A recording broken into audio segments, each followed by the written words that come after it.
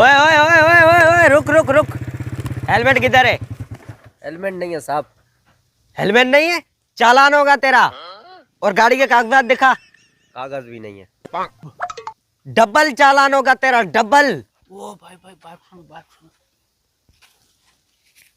100 रुपया ले ले, जान छोड़ ले हमारा। इधर आ, तुझे मेरी एक बात बतानी है।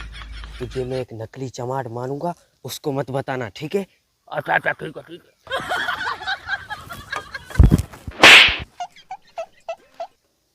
थोड़ा जोर से लगाए।